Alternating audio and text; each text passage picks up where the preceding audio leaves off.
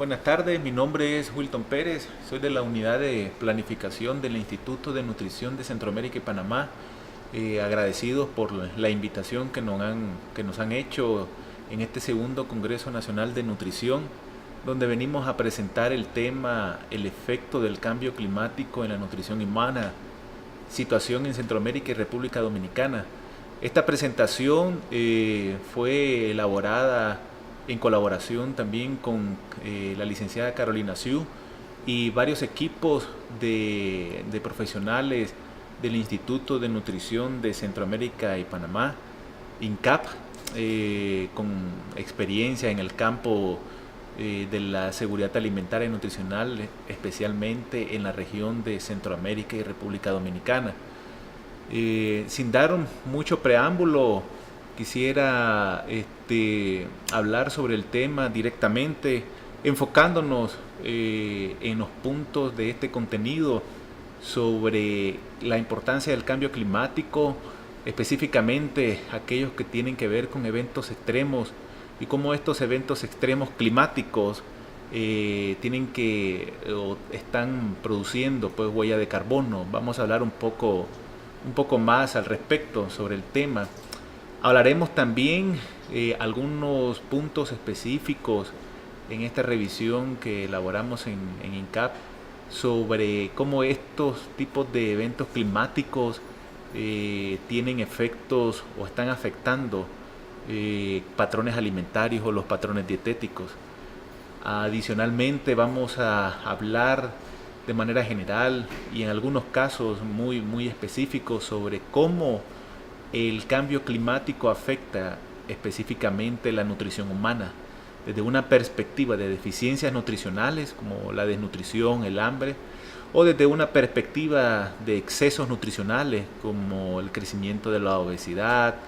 Y hablaremos también sobre no solo de qué problemas pues están surgiendo pues, ¿verdad? A nivel de la región sobre este tema y sobre esta realidad. También vamos a abordar algunas metodologías que dentro de la región y a nivel global pues nosotros hemos estado utilizando, que pueden apoyarnos mucho en el quehacer de la respuesta y mitigación del efecto del cambio climático, especialmente en el área nutricional para la región de Centroamérica y República Dominicana. En general, el tema del cambio climático, bueno, es un tema muy complejo, es bastante controversial, como lo había mencionado antes. Hay muchas organizaciones que ya están trabajando sobre los vínculos que tiene el cambio climático en la salud, los vínculos que tiene el cambio climático en la seguridad alimentaria. Mucho de la región está experimentando en la actualidad eventos climáticos muy extremos, como sequías en ciertas áreas focalizadas, pero aún todavía no se ha tratado de cómo obtener un marco integral de cómo los eventos climáticos, especialmente estos eventos extremos, están vinculados con la nutrición, pues, ¿verdad? Desde un punto de vista, ¿verdad? Desde el campo de la nutrición humana, muchas de las investigaciones que ha elaborado alrededor del mundo y específicamente la región, nos hemos concentrado en el entendimiento de cómo las causas inmediatas, subyacentes o básicas están vinculadas con la nutrición humana. Pues, por ejemplo, dentro de las causas inmediatas está la enfermedad y la calidad de la dieta. Las subyacentes nos hemos concentrado en los temas de los servicios de salud, la calidad específicamente de los servicios de salud, el ambiente en el que vive la persona, y las causas básicas o estructurales como las políticas o leyes o regulaciones, pues, ¿verdad? Dentro de estas causas básicas, durante las últimas décadas, se ha estado viendo y estudiando el comportamiento que está teniendo el clima sobre muchos aspectos, pues, ¿verdad? De la salud, seguridad alimentaria humana, pues, ¿verdad? Desde el punto de vista, desde el INCAP, nosotros no solamente abordamos este tema solo, sino que trabajamos con ciertas políticas ya regionales, como por ejemplo cómo tiene que ver esta relación de la nutrición y el clima con las políticas de género, pues, ¿verdad? Con las políticas de seguridad alimentaria, con las políticas de los planes de salud de Centroamérica, cómo se alinean nuestras prioridades en el estudio de esta relación clima y nutrición con las agendas mundiales, globales o regionales o específicamente locales, pues como la Agenda 2030 de las metas de desarrollo sostenible, la década de la nutrición, ¿verdad? Que está orientada a mejorar no solamente problemas nutricionales por deficiencia, también aborda problemas nutricionales por exceso, como el sobrepeso y la obesidad, pues, ¿verdad? En la niñez, ¿verdad? Las metas específicamente también de la OMS que tienen que ver o están relacionadas con las enfermedades no transmisibles durante el periodo 2015-2025, cómo nuestro trabajo se vincula o el estudio de esta relación se vincula con los trabajos que hacen con otras secretarías del sistema de integración centroamericana, la misma academia, ¿verdad? El punto es de que toda esta cadena puede estarnos llevando a cómo esta misma relación puede vincularse, ¿verdad?, a través de todos estos actores o todas estas prioridades con el tema de la nutrición durante el curso de vida, o cómo garantizar para las próximas generaciones futuras pues que nuestra forma de consumo sea sostenible, ¿verdad? Y siempre, ¿verdad?, a través de los planes operativos, cómo estamos monitoreando o vigilando que se estén cumpliendo todos nuestros compromisos, ¿verdad? Entonces, es una tarea en general multidisciplinaria, multisectorial e intersectorial del compromiso que tenemos sobre la mejora de la nutrición desde una perspectiva no solamente causal, sino también desde una perspectiva más integral, ¿verdad? Donde no solamente vemos un solo elemento, un solo factor que está afectando el nivel de malnutrición o nutrición del individuo, pues, ¿verdad? Este tipo de información, ¿verdad?, está disponible en muchas fuentes, pero cuando hablamos de cambio climático, el marco de convención de cambio climático, ¿verdad?, lo define como un cambio en el clima atribuido directa o indirectamente por la actividad humana, la cual altera la composición de la atmósfera. Pues entonces, todos estos expertos que trabajan en modelos climáticos con datos históricos de muchos y cientos de años atrás han estado creando escenarios en base a los datos recientes de cómo se está comportando nuestro clima. Pues ustedes pueden ver en esa figura que se anima que desde los años 50, 70, 80, 2000 la temperatura del planeta pues está aumentando y no está aumentando por un ciclo propio del planeta. Mucho de ese aumento, pues, ¿verdad?, tiene que ver,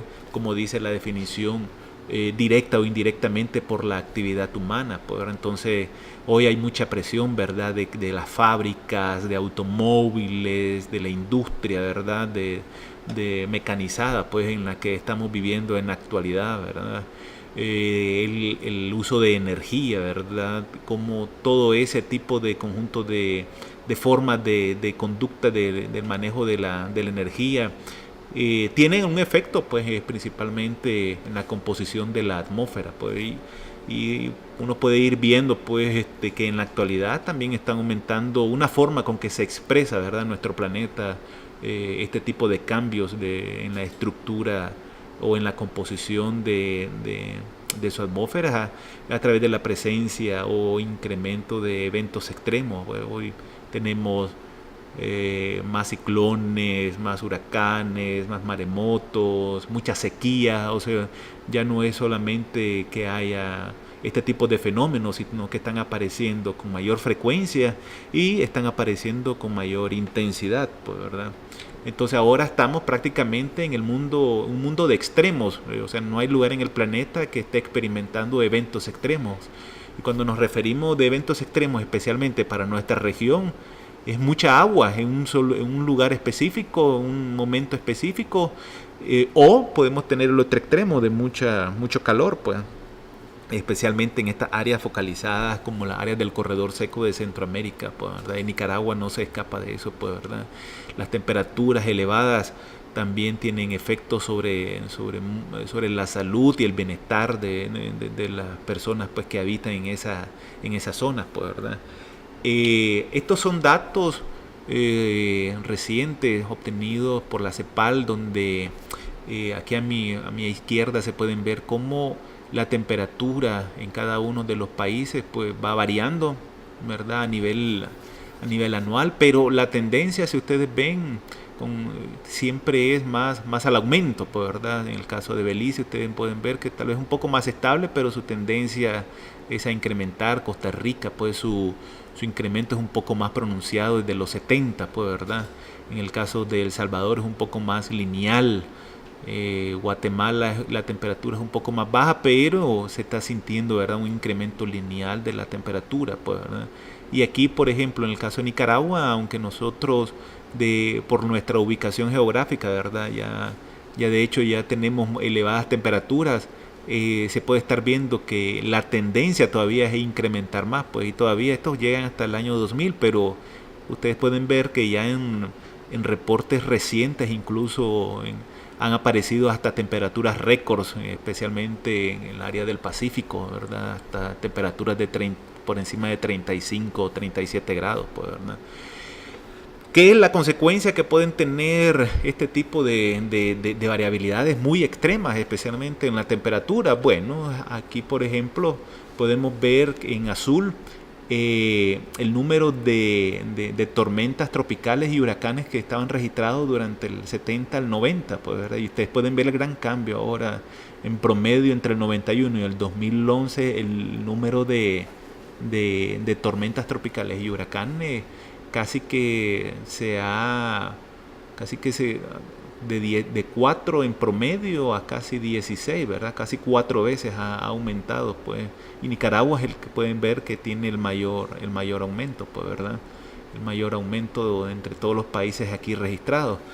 Y esto es como consecuencia de todas esas variabilidades climáticas, ¿verdad?, que se están experimentando, pues, ¿verdad? Ya no es, como mencionaba antes, que haya huracán o que haya un temporal. Recuerdo que se mencionaba, que se decía antes, pero ahora ya son eventos exageradamente extremos, pues, ¿verdad? Entonces todo esto tiene orígenes, ¿verdad? Y tiene orígenes, y como mencionábamos antes, uno de los orígenes pues el manejo de cómo nosotros como seres humanos estamos usando la energía, ¿verdad? Y cómo ese tipo de uso pues pueden no realmente ser sostenibles incluso para los próximos 20, 50 o 70 años a futuro, pues, para las próximas generaciones. Una de las características que se estudia, y hay especialistas en esta área, sobre la huella de carbono, ¿verdad? Todo genera carbono, pues, especialmente la industria, el uso de energía que nosotros tenemos en el hogar, incluso nosotros mismos emitimos carbono cuando respiramos y exhalamos, pues nosotros llevamos al exterior una cantidad de dióxido de carbono, pues. Entonces todo produce carbono, pero ya desde el punto de vista nutricional, la huella de carbono es como, por ejemplo, en nuestro sistema alimentario, que va desde la producción de alimentos, la cosecha, la transformación de esos alimentos en la industria, ¿verdad?, el transporte mismo de esos alimentos, incluso cuando llega a las ventas, nuestro consumo, incluso hasta los desechos. En cada una de esas fases nosotros dejamos una huella de carbono. Entonces la explotación o los extremos de explotación en cada una de estas fases, eso va a hacer de que aumente más la huella de carbono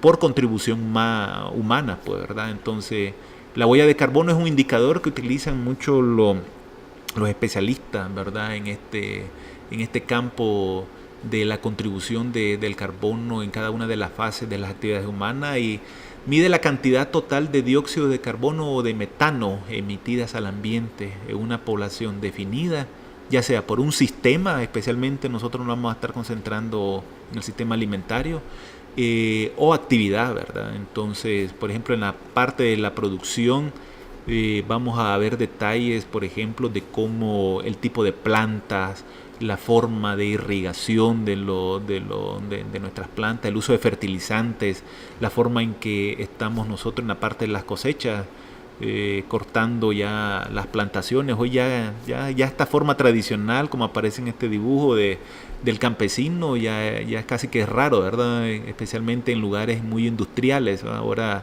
pueden ver que en el área del Pacífico de Nicaragua, exageradamente la cantidad de maquinaria cortando ya sea ajonjolí o otro tipo de grano, ¿verdad? Ya es pura maquinaria, pues. Y eso genera toda esta huella de carbono, genera al ambiente, pues una cantidad de huella de carbono que es extra, ¿verdad? A la que normalmente nosotros o naturalmente pues podemos producir, pues, o sea, las plantas producen también su huella de carbono, pero es una huella de carbono pues natural, como un ciclo natural, ¿verdad? La transformación y empaquetamiento, hoy hay más fábricas, ¿verdad?, que están almacenando. Esas fábricas pues necesitan refrigeración en algunos casos también necesitan empaquetamiento, y eso es energía, pues energía extra, que mucha de la energía que utilizamos en la región, nuestra fuente principal pues es combustible, pues, ¿verdad? Igual con el transporte, pues, incluso para que llegue hasta a nuestro consumo, pues en el hogar incluso tenemos responsabilidad también de emisión de huella de carbono o de dióxido de carbono al ambiente, pues incluso hasta los desechos que nosotros dejamos, pues, ¿verdad? También dejan una huella de carbono, y el tema es de que todo esto va surgiendo como consecuencia de muchos factores, pues, y uno de las principales, pues, de los factores es la presión del crecimiento poblacional. Nosotros estamos creciendo, no hay lugar en el mundo de que no poblacionalmente no estemos creciendo, pues. En el año 2017, pues, en el que estamos en estos momentos, se estima de que habemos un poco más de 7.000 millones de habitantes, ¿verdad? Para el año 2050 vamos a llegar a los 9.300 millones de habitantes en el planeta, pues, ¿verdad? Y para el año 2100 llegaremos hasta 11.200 millones de habitantes. Pues hoy, ¿cómo podemos alimentar a las siguientes generaciones con alimento nutritivo y que su forma de producción sea sostenible? Pues, ¿cómo podemos alimentar de manera sostenible a esas próximas generaciones? Hoy podemos estarnos alimentando y consumiendo las riquezas de nuestro planeta que nos da la Tierra, pero lo estamos haciendo bien. ¿Cómo podemos nosotros cambiar algún hábito, incluso desde nuestra conducta de forma de consumo en el hogar hasta en la sociedad, ¿verdad? De manera tal que todas las acciones que nosotros hagamos en estos momentos, ¿verdad?, tengan las repercusiones mínimas para las siguientes generaciones, pues, ¿verdad? Al haber esta presión de crecimiento poblacional, hay una tendencia también de que aumenten también otras características demográficas, como por ejemplo el urbanismo está también aumentando. Pues, ¿cuáles van a ser las características de estas personas en su alimentación y su dieta en las áreas urbanas? Pues, ¿verdad? Eso tiene una alta repercusión, la presión del crecimiento poblacional. Y aquí, por ejemplo, una de las probablemente hipótesis es, bueno, de aquí al 2100, bueno, va a haber mucha gente según las proyecciones demográficas. Yo creo que no va a haber mucho alimento, pero según las estimaciones de la FAO, ¿verdad? Estas son algunas tendencias, ¿verdad? La cantidad de alimentos va a ir aumentando, pues, incluso, pues, o sea, va a haber todavía, o sea, presión sobre la tierra para producir más alimentos. Entonces ustedes pueden ver que a nivel mundial, entre el 2005, ¿verdad?, al 2050, que es la barrita más celeste, 2050, ustedes pueden ver de que la producción per cápita, o el consumo per cápita, perdón, por día, de cereales va a aumentar, ¿verdad? Y por cereales, por raíces o tubérculos también va a aumentar su consumo. El azúcar también va a aumentar. los aceites vegetales van a aumentar, el consumo de carne va a aumentar, la leche va a aumentar. En los países de altas economías, el consumo de cereales se va a mantener estático entre esos casi 45 años, ¿verdad? El consumo de raíces va a disminuir, el consumo de azúcar se va a mantener, los aceites vegetales van a subir un poco, la carne también va a subir un poco también, ¿verdad? Su consumo. Y en los países de baja y mediana economía, como los nuestros, pues, ¿verdad? Es como Centroamérica y República Dominicana, donde estamos casi la mayoría de nosotros, el consumo de cereales también va a aumentar, las raíces van a aumentar, el azúcar todavía va a aumentar, los aceites vegetales, las carnes, la leche. O sea, lo que nos está diciendo este mensaje es que a pesar de la presión demográfica, del aumento de habitantes en el planeta, también va a haber una presión de producción para mantenernos alimentados, pues, ¿verdad? La pregunta del millón que tratamos de no resolver en este momento, pero de establecer conciencias, es cómo lo estamos haciendo, pues, cómo lo estamos haciendo.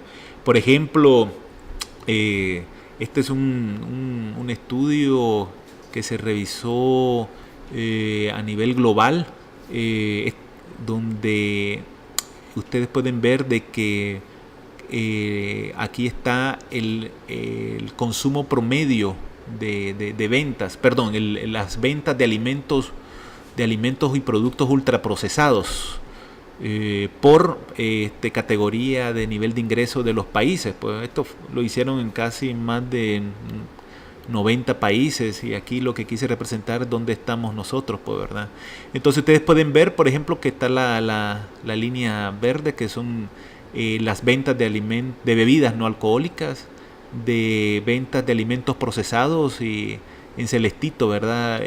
Las ventas de alimentos y bebidas ultra procesadas, pues, ¿verdad? Entonces, casi que todos estos tipos de alimentos donde no son alimentos frescos, ¿verdad? Son alimentos que pasan por un procesamiento industrial para que aumente más su vida, pues, que no se venza tan rápido, donde van este tipo de alimentos cargados en nutrientes críticos como azúcar, sodio, grasas trans, ¿verdad? Entonces ustedes pueden ver de que en esa tendencia, independientemente de la región, pues, ¿verdad? Ya sea de bajo o mediano ingresos, donde estamos nosotros, ¿verdad? Nicaragua, Salvador, Guatemala y Honduras, las ventas de alimentos ultraprocesados va creciendo, pues, y en los países de mediano a alto ingreso, pues ese crecimiento es todavía un poco mayor. Pues ya en los países de alto ingreso, como ya ellos ya han pasado por estas etapas anteriores, las ventas de alimentos ultraprocesados, pues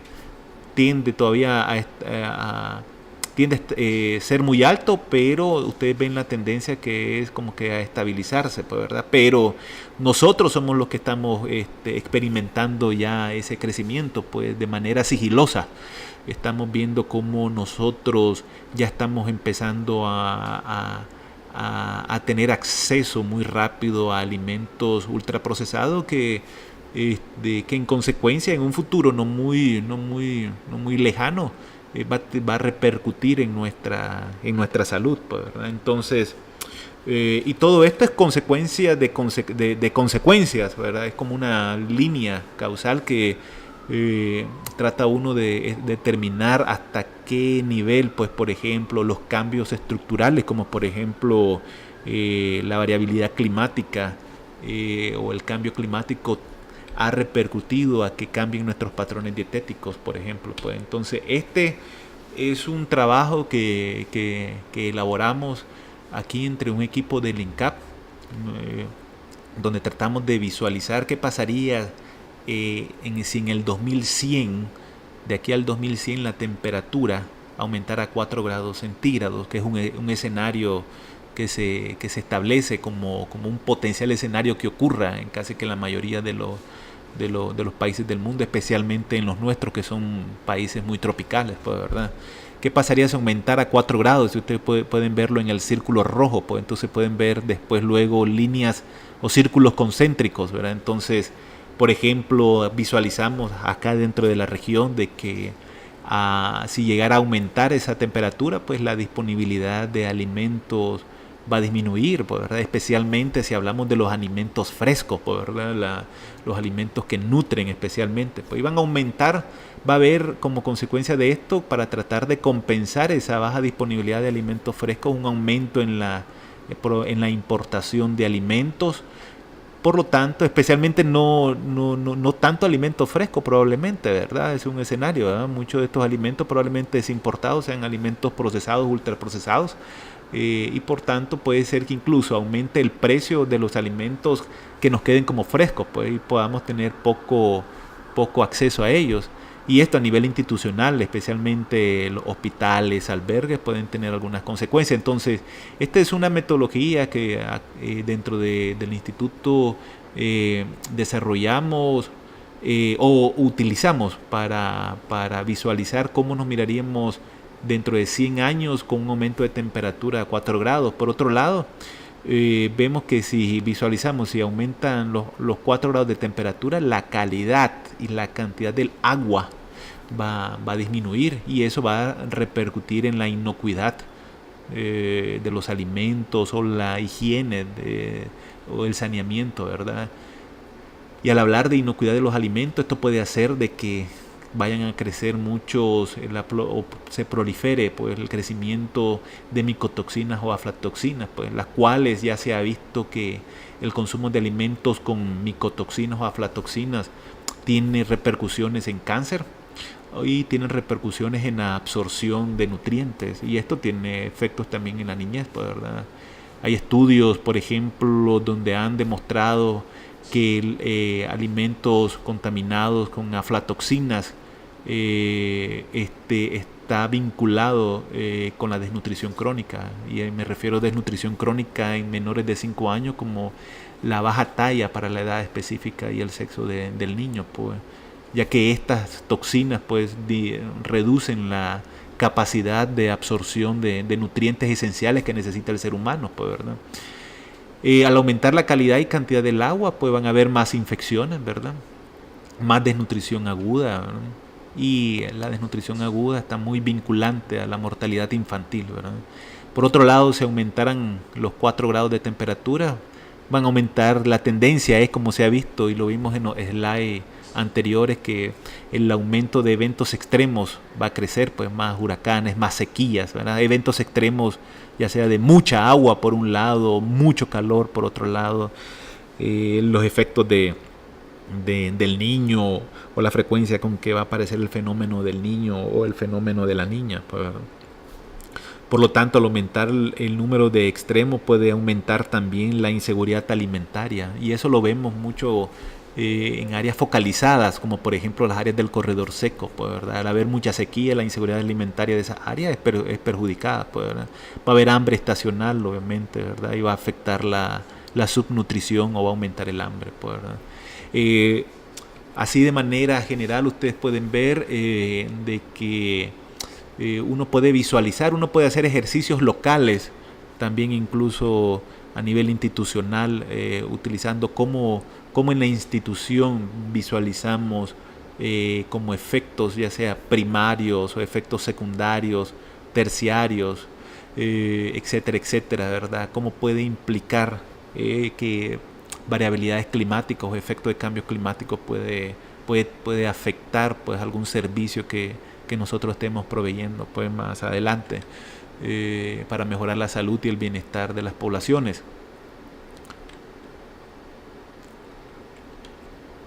Voy a regresar un poco aquí atrás y voy a hablar, por ejemplo, de lo que ya había mencionado anteriormente, ¿verdad? Sobre qué pasaría de este lado, pues, ¿verdad? Si aumentaran los 4 grados de la temperatura, pues. Y una de las cosas interesantes, pues, que aumente que se dé este escenario, que tiene una probabilidad de ocurrencia, o sea, la probabilidad de ocurrencia de este escenario no es 0. O sea, sí puede ocurrir. Hay muchos escenarios, hay otros escenarios que consideran qué pasaría si hubieran 2 grados de temperatura de aumento de aquí al 2100 o 2050. ¿Qué pasaría si se hiciera un escenario donde hubieran políticas de mitigación o de respuesta a nivel comunitario, a nivel de país? Este es un escenario bastante extremista, pues, ¿verdad? Y que tiene una probabilidad de que suceda, pues, ¿verdad? Entonces habíamos visto de que aumentan más los eventos extremos y por ende disminuye la biodiversidad. Y al hablar de biodiversidad, especialmente los que son testigos primarios de la disminución de la biodiversidad alimentaria son los agricultores, pues. Son los agricultores. Ya la tierra puede dejar de tener esas propiedades para que ya cultive alimentos que necesitamos nosotros, pues, ¿verdad? E incluso perder hasta nutrientes. Por ejemplo, se ha estudiado, ya se tienen incluso datos ya específicos de estudios donde el aumento de la temperatura disminuye los nutrientes de los suelos. Hay muchos nutrientes que tiene el suelo, pero específicamente uno de los que más van a ponerse en riesgo es el zinc. Y a nivel nutricional, ustedes pueden decirme mejor de lo que yo puedo explicarlo, el valor que tiene el zinc, especialmente en el manejo de diarreas en niños menores de 5 años, pues. Los alimentos que se estén consumiendo de tierra donde ya este mineral ya se esté perdiendo, pues, ¿verdad? No va a perder las propiedades incluso dietéticas de nutrirnos con zinc, pues, ¿verdad? Y se estima que aproximadamente 138 millones de personas en el mundo pues estarían en riesgo de deficiencia de zinc a nivel global en el 2050, pues 138 millones de personas. Muchos de estos son niños menores de 5 años. Pues la situación en Centroamérica y República Dominicana, pues no en algunos es positivo, en algunos es negativo, pero sí, lo que sí es cierto es de que nuestro sistema o en nuestro análisis de situación, por ejemplo, en Centroamérica y República Dominicana, nosotros vemos ya no solo un problema de malnutrición, pues como lo era hace 5 o 6 décadas, pues donde muchos de los problemas nutricionales estaban orientados mucho a problemas de deficiencias, pues por ejemplo deficiencias en vitaminas o deficiencias en nutrientes, problemas de desnutrición, problemas del hambre. Pues hoy ya estamos incluso viviendo ya temas de doble carga de la malnutrición. Ya hablamos de doble carga de la malnutrición, y la doble carga de la malnutrición se define como ya incluso la presencia de problemas de deficiencias nutricionales como de excesos nutricionales. Y este es un resultado de un estudio que se hizo en INCAP con datos de nuestros países, ¿verdad? Donde medimos a partir de las encuestas de demografía y salud o encuestas equivalentes la prevalencia de la doble carga de la malnutrición. ¿Y qué significa esto? La prevalencia de la doble carga de la malnutrición significa como la presencia en un hogar de un niño con desnutrición crónica y una mamá con sobrepeso u obesidad. Ya, eso es una como que si fuera incluso hasta una paradoja, pues, ¿verdad? Como en una casa puede haber un niño con desnutrición crónica y al mismo tiempo la mamá o una mujer en edad reproductiva entre 15 y 49 años tenga problemas de sobrepeso y obesidad, pues. Y eso ya no es oculto, ¿verdad? Ya incluso ya en áreas rurales se está experimentando también ese tipo de problemas de malnutrición, pues. Entonces, por ejemplo, ustedes pueden ver que en el caso de Nicaragua, en el año 2011, el último dato reciente que se tiene, ¿verdad?, analizado, el 8% de los hogares, tienen o vive una madre con sobrepeso y un niño menor de 5 años con desnutrición crónica, ¿verdad? No es ni el más alto, pero tampoco es el más bajo, porque ustedes pueden ver que Guatemala, el problema de la doble carga, la malnutrición, es del 20%, pues el más alto. Pero el más bajo es República Dominicana, aunque los datos no son tan recientes, pero podemos irnos a Costa Rica con casi un 4% de doble carga de malnutrición en el hogar. Y este es una doble carga de malnutrición a nivel de hogar. Hay doble carga de malnutrición a nivel de individuo también, donde incluso un individuo puede tener problemas de sobrepeso, pero al mismo tiempo problemas de deficiencia de nutrientes, pues como se ha visto en algunos estudios en otros países, pues, ¿verdad? Entonces, estamos en una era, ya Centroamérica y República Dominicana, la región, ¿verdad? Ya no está exenta de solo decir que solo vivimos un problema, una carga de malnutrición, ya sea por exceso o ya sea por deficiencia. Vimos múltiples cargas, pues, de problemas nutricionales. El problema de la anemia también es un problema que todavía algunos países han mejorado rápidamente, pero otros mantienen altas prevalencias de anemias tanto en niños menores de 59 meses o 5 años o mujeres en edad fértil, pues, ¿verdad? La disponibilidad per cápita de frutas y verduras, ustedes pueden ver que de todos los países, ¿verdad? Nicaragua es el más bajo.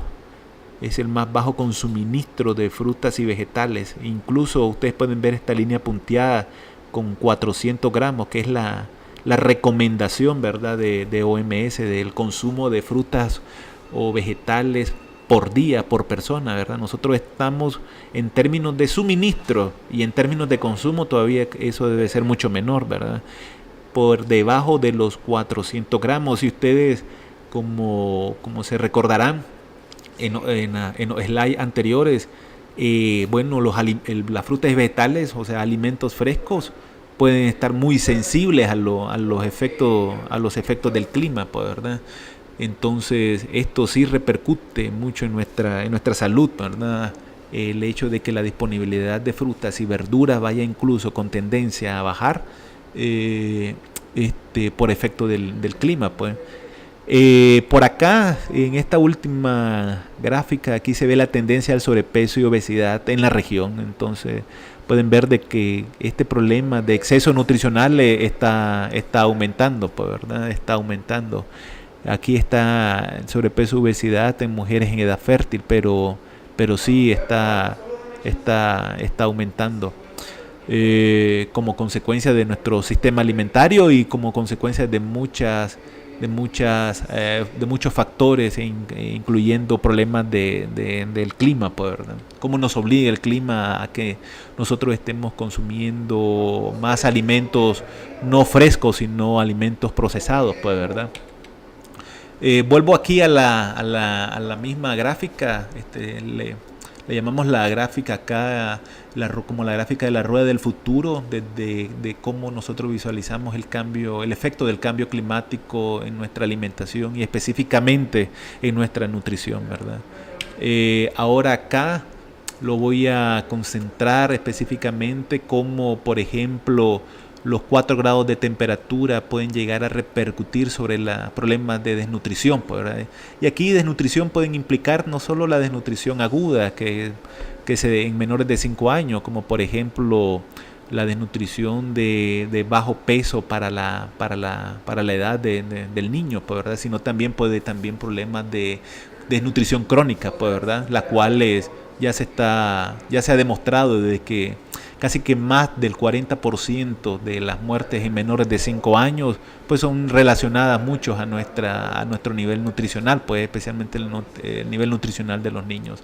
Es bien interesante que, por ejemplo, ya la OMS hizo un estudio hace poco sobre cuáles serían los datos el número de niños menores de 5 años con desnutrición crónica en escenarios sin cambio climático o en escenarios con cambio climático y en dependencia del tipo de economía, pues, ¿verdad? Entonces, en resumen, se puede concluir, por ejemplo, que si nosotros consideramos, por ejemplo, este gráfico que está acá, que son países de la región latinoamericana y el Caribe con bajo crecimiento económico, pues, entonces para el 2030, por ejemplo, van a haber 10 millones, ¿verdad? 10% de niños menores de 5 años con desnutrición crónica, pero esta es desnutrición crónica moderada, y el 2.3% de esos niños menores de 5 años para el 2030 van a tener desnutrición crónica severa en un escenario de cambio climático. Si ustedes ven estos mismos números o esta misma barra, pero ahora, ¿qué pasaría en el 2030 con cambio climático? Entonces ustedes pueden ver que aunque los números varían un poquito, ¿verdad? Entonces, pero se ve de que la prevalencia de desnutrición crónica moderada va a pasar de 10 a 11.1, y en el caso de la desnutrición crónica severa va a pasar de 2.3 a 2.7.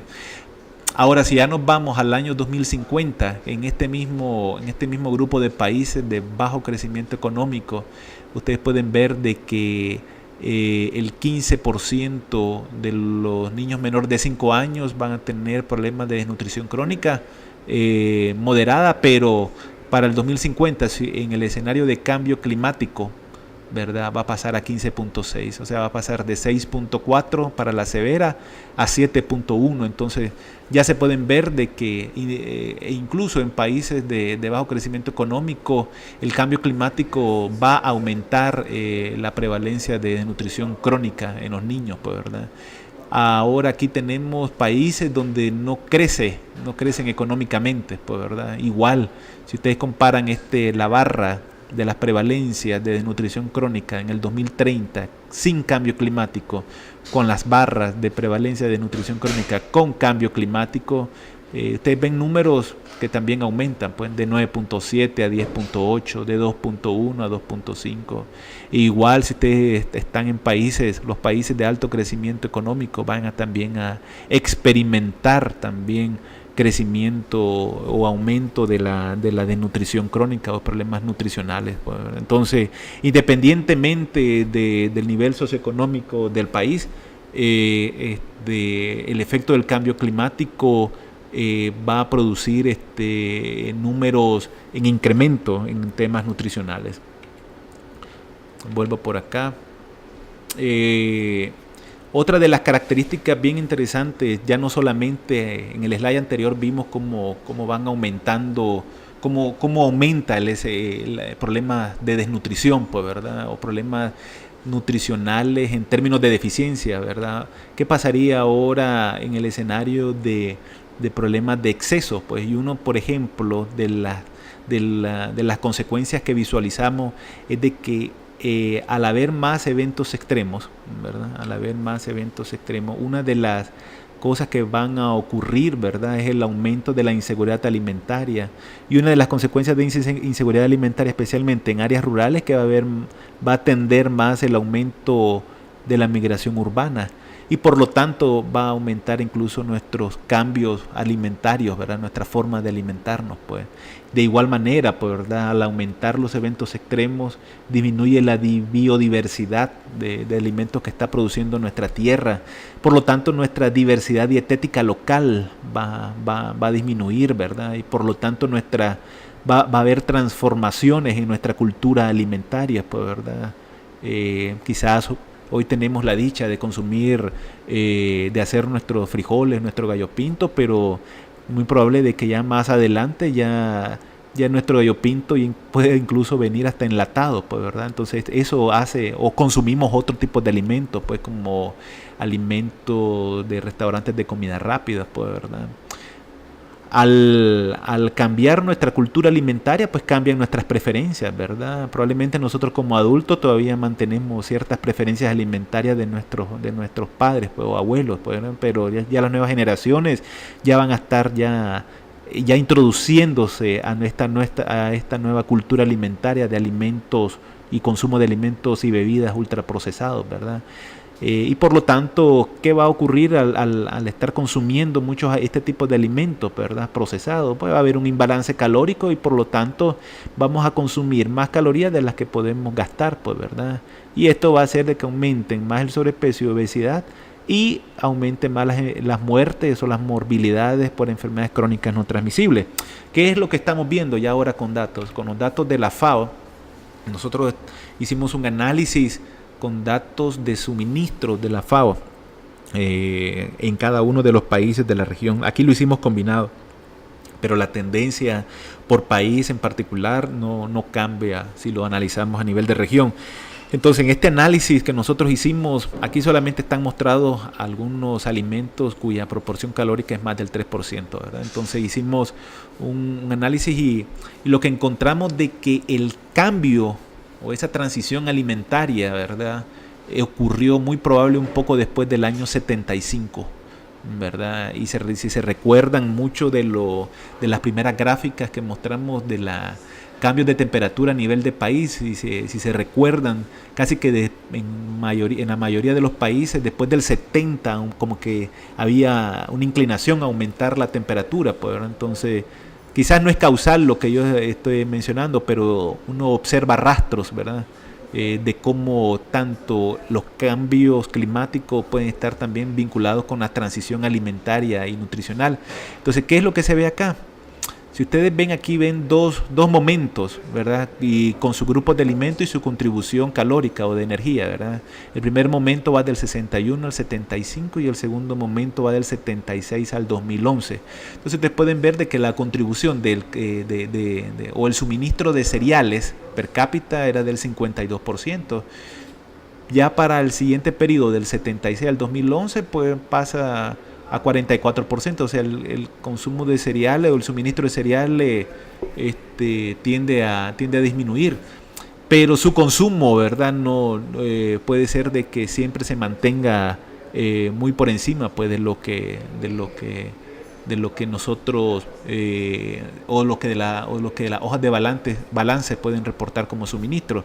Pero una de las tendencias que sí llama la atención, por ejemplo, es que el suministro de azúcar o de productos ricos en azúcar o endulzantes en los 60-70 era del 12%, hoy ya estamos experimentando ya un aumento de 14%. El suministro de producto animal es de 11%, ahora es de 15%, ¿verdad?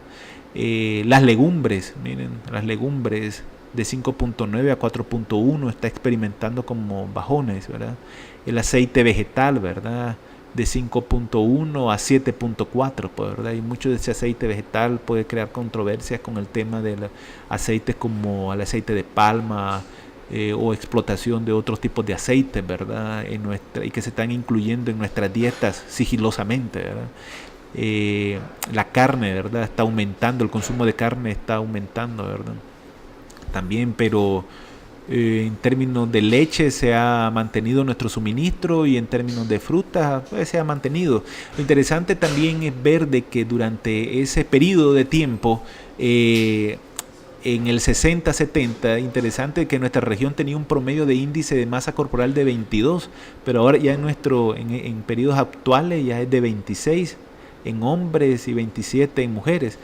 Otra cosa que es de importancia resaltar es de que la huella de carbono medida por el CO2, si ustedes se fijan, en 15 años, desde el 61 al 75, la huella de carbono que dejó nuestra región fueron 69.3 millones de toneladas de CO2.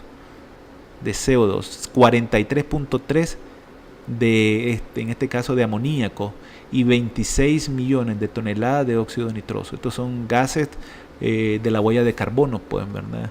Y dióxido de carbono, que es lo que mencionamos desde un inicio. Lo interesante es de que en este periodo, desde el 76 al 2011, y solo en los siguientes 15 años, desde el 76 al 90, la cantidad de toneladas de CO2 ahora es 98. O sea, en estos 15 años, los 15 años anteriores era de 69, ahora es de 98. Del 91 al 2005, 104 millones de toneladas de CO2. Y en 6 años, solo en 6 años, la región de Centroamérica y República Dominicana produjo o contribuyó al medio ambiente en 112 millones de toneladas de CO2. Solo en 6 años, si ustedes comparan, 112 millones de toneladas de CO2.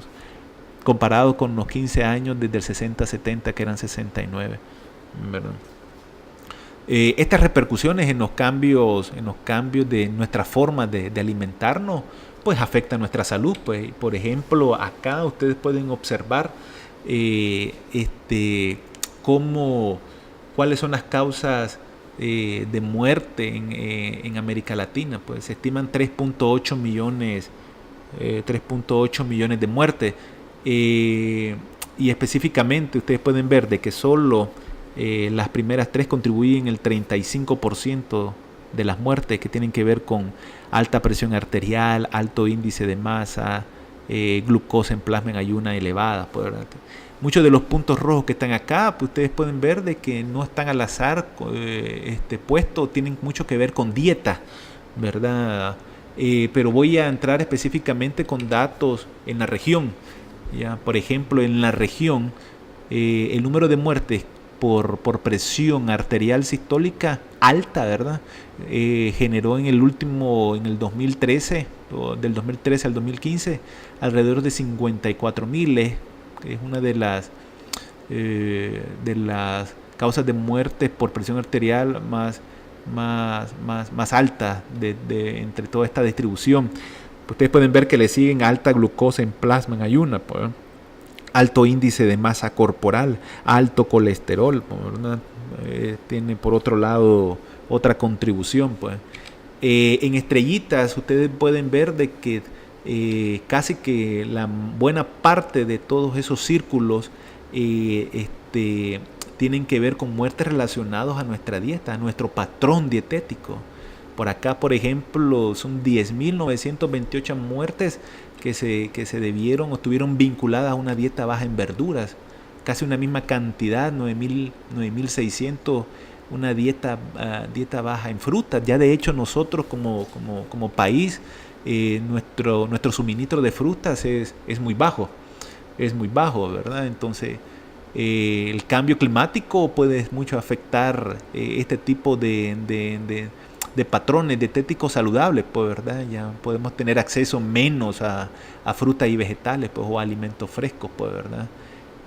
Dieta baja por acá, en esta morada que está acá, dieta baja en frutos secos y semillas, 12.123. Dieta baja en ácidos grasos poliinsaturados, 2.073, ¿verdad? Dieta alta en sodio por acá, 4.816. Y este sodio mucho viene escondido en los alimentos procesados, como sopas deshidratadas, cubitos que agregamos a nuestros alimentos, ¿verdad? Etcétera, etcétera, pues, ¿verdad? Entonces, este es más o menos, en términos generales, el perfil de las causas de muerte en nuestra región, y muchas de estas causas de muerte están relacionadas a nuestro patrón dietético, ¿verdad? Esta es la misma gráfica que les mostraba de la disponibilidad de per cápita de frutas y verduras, como Nicaragua es uno de los países de la región, ¿verdad? Con la menor, de hecho la menor, ¿verdad? Disponibilidad de frutas y vegetales para consumo, tomando como referencia que por día tenemos que consumir 400 gramos, ¿verdad?, de frutas y vegetales. Bueno, ahora, nuestro patrón dietético, nuestra forma de comer, sí afecta también el medio ambiente. Es como un ciclo. El ambiente nos limita, el cambio climático, la variabilidad climática nos puede limitar o nos puede empujar a adquirir ciertos patrones alimentarios o dietéticos no saludables, pero también nuestra forma de alimentarnos también puede tener un efecto sobre el clima, pues, ¿verdad? Y este es un estudio que se hizo a nivel mundial, donde compararon los patrones dietéticos que seguían varios grupos en el mundo, pues, ¿verdad? Y cómo se compara este patrón dietético con un patrón dietético sostenible, como que ideal, pues, ¿verdad?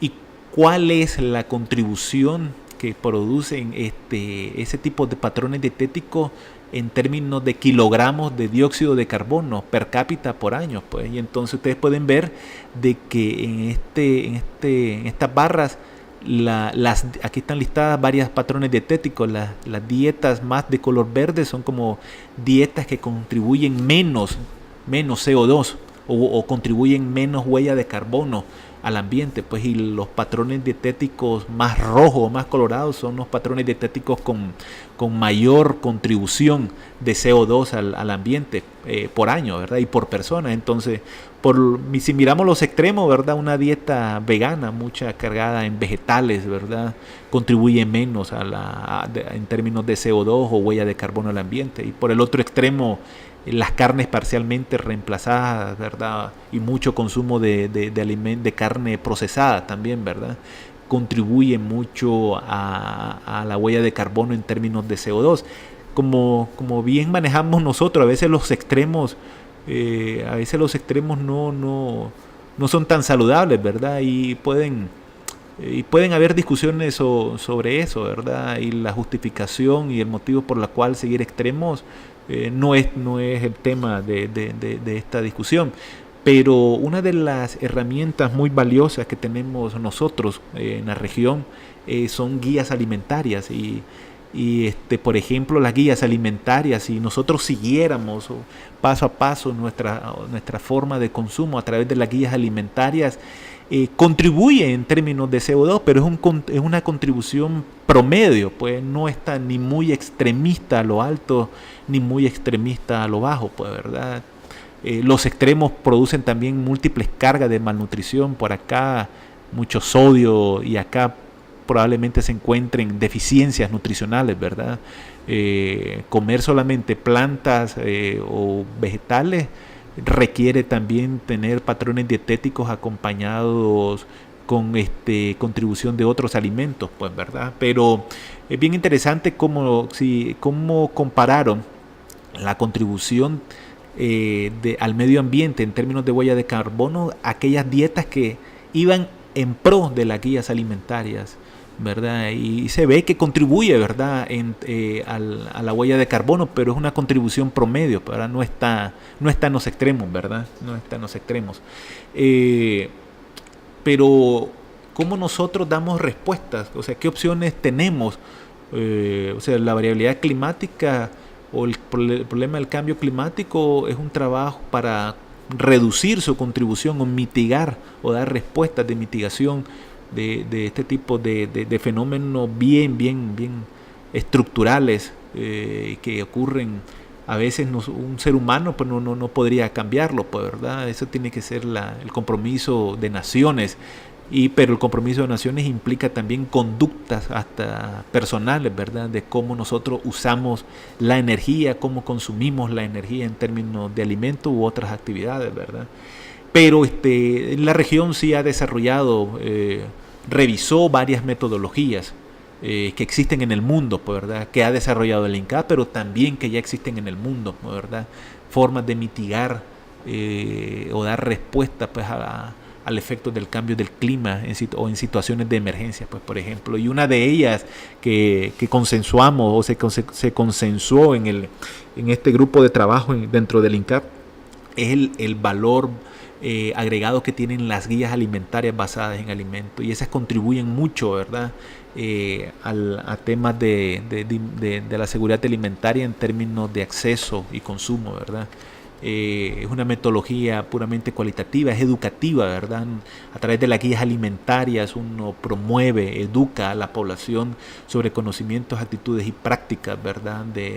En términos de consumos de alimentos que nutren, ¿verdad? En términos que nutren y de alimentos de advertencia, ¿verdad? Que pueden afectar nuestra salud.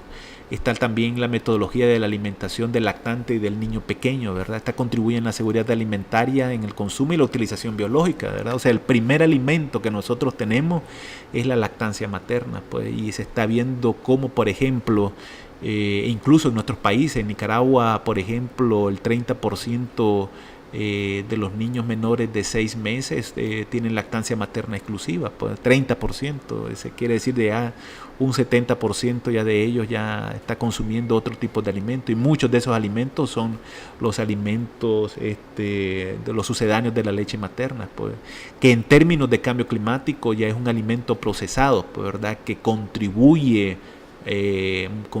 mucho a la huella de carbono. O sea, procesar esa lata de leche, por ejemplo, hacer la lata, hacer ese polvo, introducirlo, transportarlo, ¿verdad? Mantenerlo en un lugar guardado, ¿verdad? O conservado, ¿verdad? A cierta temperatura implica cierta huella de carbono. Entonces, la metodología de la alimentación del lactante del niño pequeño es otra metodología que desarrolló la Organización Mundial de la Salud junto con otras organizaciones como UNICEF, muy valiosa para el consejo, la educación, ¿verdad? la diversidad dietética durante la niñez, ¿verdad? Que optimiza los alimentos para un crecimiento óptimo de los niños, ¿no? La canasta básica de alimentos con enfoque nutricional es otra metodología reciente. Esta es desarrollada por el INCAP. Generalmente nosotros hemos trabajado mucho como región, ¿verdad?, con la canasta básica de alimentos, pero se ha estado viendo cómo, por ejemplo, la canasta básica de alimentos en muchos de los países incluyen, por ejemplo, bebidas azucaradas o gaseosas, por ejemplo. Entonces, nosotros desarrollamos desde INCAP una metodología donde ya se ha validado, ya incluso en 2 países, cómo la canasta básica de alimentos puede mejorar con un enfoque nutricional, y esto apoya mucho al acceso y al consumo, ¿verdad? Hay indicadores de costo y de adecuación, ¿verdad? Las 5 claves de la OMS para el consumo de frutas y hortalizas, ¿verdad? Tiene que ver mucho con la producción, ¿verdad? Siguiendo esas 5 claves. La guía de la FAO y OMS sobre el tema de inocuidad en situaciones de emergencia, ¿verdad? Esto tiene impactos mucho en indicadores de desnutrición aguda, deficiencia de micronutrientes. Ya se ha aplicado en la región también. Ahí está la metodología de seguridad alimentaria y nutricional a nivel local y cómo empoderamos a las comunidades, ¿verdad?, para manejar en temas de seguridad alimentaria la disponibilidad de alimentos frescos, el acceso y la asequibilidad, ¿verdad?, de alimentos, ¿verdad?, que la población pues tenga ese acceso físico y económico, ¿verdad? La utilización biológica de esos alimentos. Y también ya se ha usado en la región esta metodología en otros enfoques, ¿verdad? Pero ahorita que estamos con el tema del cambio climático, pertinente este tipo de enfoques, utilizarlos, pues, por ejemplo. Está la definición de la alimentación escolar. Muchos de nuestros niños en edad escolar pues pasan en escuela, ¿verdad? ¿Qué es lo que están consumiendo en las escuelas, verdad? Esta es una metodología que también educacional y de promoción, ¿verdad?, en términos de acceso y consumo de alimentos, la alimentación y nutrición en situaciones de emergencia, las recomendaciones basadas en alimentos utilizando una herramienta que más adelante voy a mencionarles un poco más en qué consiste, llamada OptiFood, la fortificación y la biofortificación de alimentos que tienen que ver mucho en la área de la sangre que está vinculada con el consumo, utilización biológica, ¿verdad? También se ha utilizado en la región y específicamente se ha estado viendo estudios en Guatemala, pues. Las guías alimentarias, por ejemplo, ya como le habías mencionado, es una metodología que tiene como objetivo el desarrollo de una herramienta práctica y un instrumento educativo que puede facilitar a la población para la selección de alimentos para una dieta adecuada y saludable. Y ahí es una metodología que puede aplicarse para la identificación de opciones más recomendables para una dieta saludable. Por ejemplo, estaba viendo la noticia hace poco con el tema de este huracán Harvey, la ayuda alimentaria que estaban promoviendo ahorita estaba focalizada en proveer hot dogs y papitas fritas, pues entonces sí puede en términos calóricos pues cubrir los requerimientos calóricos, ¿verdad? Un hot dog o una papita frita, pero en términos nutricionales nuestros programas de alimentación y nutrición tienen que estar pensados no solamente en llenar el estómago, sino de proveer de requerimientos nutricionales, de nutrientes esenciales que necesita nuestro cuerpo, pues, ¿verdad? De manera tal que no solamente esté orientado a prevenir problemas de desnutrición, sino también problemas de sobrepeso, pues. La fortificación y la biofortificación de alimentos. Muchos tenemos experiencia o conocemos algo de los alimentos fortificados, y en situaciones de emergencia la fortificación de alimentos o proveer de alimentos fortificados a las comunidades es una forma de mitigar problemas nutricionales por deficiencia. Y una opción que se está estudiando es la biofortificación, que se refiere a cómo agregar, por ejemplo, nutrientes críticos al crecimiento o a las plantas, pues, ¿verdad? Y en Guatemala, por ejemplo, se están haciendo estudios de cómo agregarle más hierro al frijol, pues, ¿verdad? Especialmente al frijol que es de consumo muy, muy habitual, ¿verdad?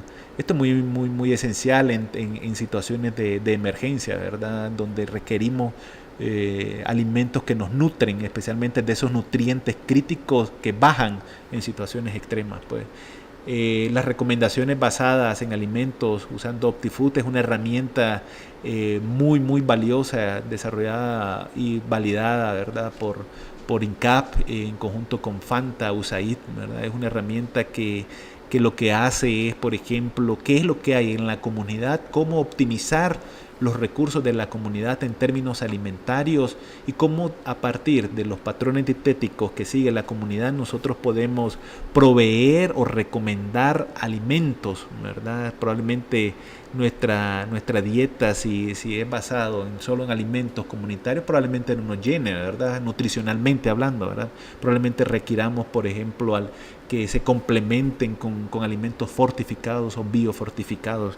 Esta es una herramienta que se ha validado en Guatemala y se ha probado en muchos países de extrema pobreza, África y Asia. Es una herramienta con una característica de optimizar nuestra dieta con los recursos que nosotros tenemos a nivel local, pues, ¿verdad?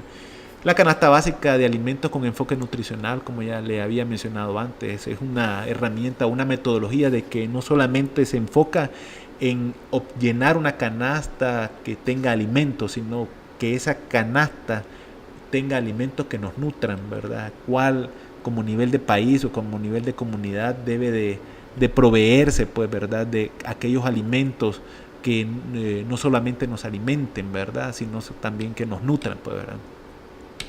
La alimentación y nutrición en situaciones de emergencia es otra metodología. Todas estas metodologías que le estoy mencionando, y de hecho son 10 metodologías, pero para no hacer más larga esta presentación, le estoy mencionando como que las más puntuales, ¿verdad? Muchos detalles de estas metodologías pueden encontrarla en unas referencias bibliográficas que les voy a dar al final de esta presentación.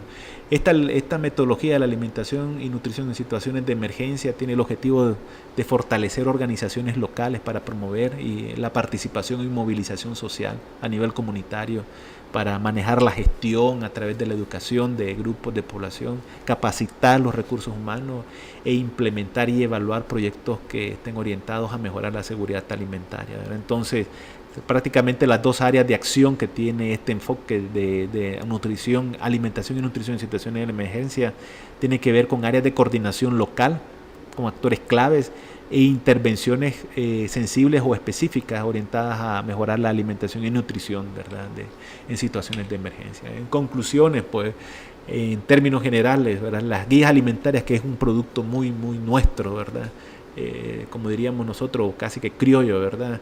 Las guías alimentarias basadas en alimentos, conocidas como GABA, permiten mejorar los hábitos alimentarios y reducir el impacto en el clima y reducir también enfermedades crónicas no transmisibles. Ya vimos, por ejemplo, que como este tipo de dietas, por ejemplo, basadas en las guías alimentarias, contribuye a la huella de carbono en términos promedios, pues, ni muy alto ni muy bajo, ¿verdad?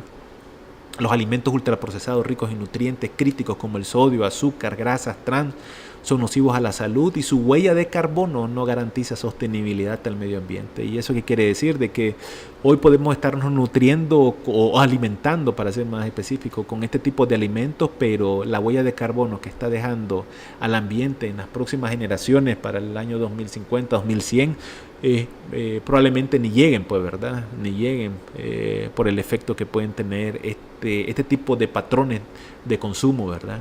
Los cambios hacia patrones dietéticos saludables implica la participación de estructuras, gobiernos, organismos locales, la misma comunidad y la familia, ¿verdad? Aquí se dice, pero en la familia está la mayor riqueza para esos cambios de conducta saludables.